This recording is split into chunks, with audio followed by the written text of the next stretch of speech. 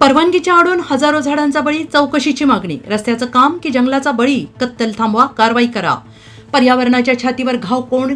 या वृक्षतोडीमागे आहे तरी कोण? कासार सिरसी तालुका निलंगा तालुक्यात दिवसा ढवळ्या मोठ्या प्रमाणावर झाडांची अमानवी कत्तल सुरू असून ही बाब केवळ पर्यावरणासाठी धोकादायक नाही, तर नागरिकांच्या नजरेत शासनाची सरळ फसवणूक ठरते आहे.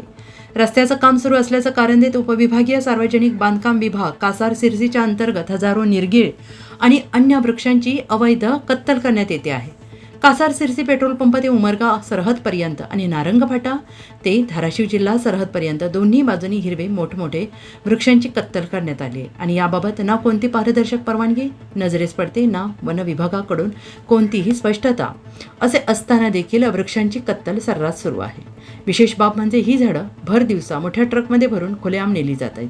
कोणताही अधिकार विभाग किंवा अधिकारी याकडे लक्ष देत नाही. या वृक्षतोडीमुळे पर्यावरणाचा गंभीर बिघाड होत असून वृक्ष लागवडीपेक्षा अधिक वेगानं झाडं कापली जात आहेत.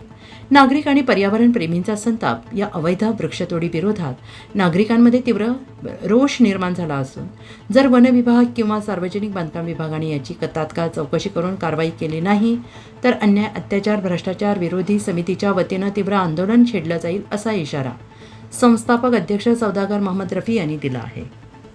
मागण्या: झाडे तोडण्यासाठी नेमकी कोणती परवानगी घेतली याची चौकशी करावी. हजारो झाडांची अवैध कत्तल कशी झाली याचा पंचनामा आणि जबाबदारी निश्चित करावी. दोषींवर कठोर कारवाई करावी. पर्यावरणाच्या रक्षणासाठी तात्काळ झाडांची पुनर्लागवड केली जावी. प्रशासनाकडून याकडे दुर्लक्ष होणे ही निंदनीय बाब असून लोकशाहीमध्ये नागरिकांच्या प्रश्नांकडे आणि पर्यावरणाच्या सुरक्षेकडे दुर्लक्ष करणे गंभीर गुन्हा ठरतो.